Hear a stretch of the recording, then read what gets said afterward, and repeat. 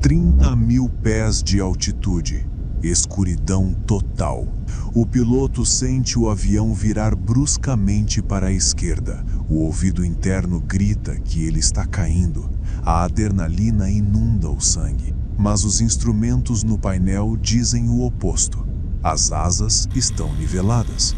O horizonte está reto. Se ele confiar nos próprios sentidos, ele puxa o manche e mergulha para a morte no oceano. Isso tem nome: desorientação espacial.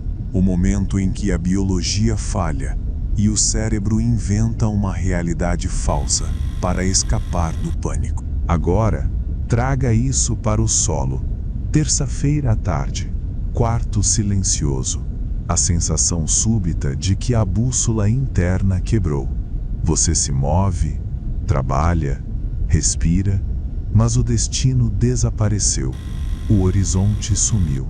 Não é tristeza, não é cansaço. É uma falha estrutural na percepção da realidade. A sensação de estar voando cego, enquanto o radar permanece mudo. O que chamamos de crise é, na verdade, o cérebro gritando por um ponto de referência que não existe mais. A história humana é uma longa batalha contra o silêncio do universo. No século IV, monges no deserto do Egito identificaram um predador invisível. Eles o chamavam de o demônio do meio-dia. O nome técnico era assédia. Não era preguiça, era um horror paralisante diante da repetição. O monge olhava para a janela, o sol parecia pregado no céu. O tempo parava, a leitura se tornava insuportável, a oração vazia. A única vontade era fugir, estar em qualquer lugar, menos ali. Eles descreveram com precisão cirúrgica o que hoje chamamos de rolagem infinita. A busca desesperada por distração, não porque o conteúdo interessa, mas porque o silêncio interno é ensurdecedor. Avance 1500 anos. Revolução industrial. O cenário muda, a patologia evolui. O sociólogo Émile Durkheim observou sociedades inteiras colapsarem, não pela guerra, mas pela paz desordenada. Ele cunhou o termo anomia, a ausência de normas. Quando as regras antigas morrem e as novas ainda não nasceram, o indivíduo flutua. Antes, você era o filho do ferreiro, seria ferreiro, morreria ferreiro. O destino era uma jaula, mas era sólido. De repente, as grades caíram. A liberdade absoluta trouxe um efeito colateral imprevisto: a paralisia. O filósofo Kierkegaard chamou isso de tontura da liberdade. Olhar para o abismo das possibilidades infinitas e sentir náusea. No século XX, a linha de montagem fragmentou o propósito. Um homem passava 40 anos girando uma única porca. Ele nunca via o carro pronto. O fruto do trabalho foi separado da ação. O cérebro humano não evoluiu para processos abstratos. Ele evoluiu para caçar, coletar e ver o resultado imediato do esforço. Quando removemos o fim e deixamos apenas o meio, criamos uma dissonância cognitiva em escala industrial. A crise moderna não é um defeito de caráter. É o resultado cumulativo de séculos, removendo sistematicamente as âncoras que mantinham a psique humana estável. Trocamos a sobrevivência garantida pela incerteza existencial. O monge no deserto e o executivo no escritório de vidro compartilham o mesmo sintoma: a incapacidade de justificar o próximo minuto. A biologia exige ordem. O cérebro humano é fundamentalmente uma máquina de previsão. O córtex pré-frontal gasta uma energia colossal tentando antecipar o que acontece em seguida.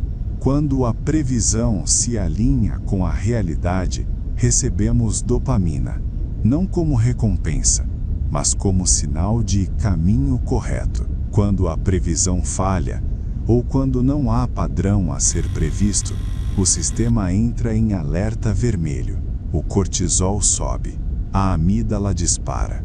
O vazio não é neutro para o sistema nervoso. O vazio é percebido como ameaça física. Viktor Frankl, psiquiatra que sobreviveu a 4 campos de concentração, observou um fenômeno brutal. Ele podia prever quem morreria na semana seguinte. Não eram os mais fracos fisicamente. Eram aqueles que perdiam o porquê. O momento exato em que um prisioneiro fumava seu último cigarro em vez de trocá-lo por sopa. Aquele ato sinalizava a rendição do futuro. Sem uma projeção de futuro, o sistema imunológico colapsava. A sobrevivência estava atrelada a uma narrativa interna. Estudos modernos de neurociência confirmam Frankl.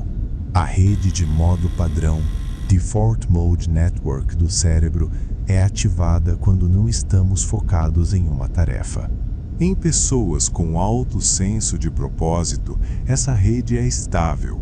Em estados de vazio, ela se torna hiperativa, gerando ruminação e autocrítica. O cérebro começa a se devorar. A sociedade de conforto removeu o atrito necessário para a saúde mental. Sem leões para fugir ou invernos rigorosos para sobreviver, o cérebro fabrica monstros imaginários para ter o que combater. A crise de sentido é muitas vezes um excesso de segurança física combinado com uma falta de desafio real. O psicólogo Mihaly Csikszentmihalyi descobriu que o estado de fluxo, o oposto do vazio, só ocorre quando a habilidade encontra um desafio difícil. Sem desafio, há tédio. Sem habilidade, há ansiedade. O sentido reside no estreito canal entre os dois.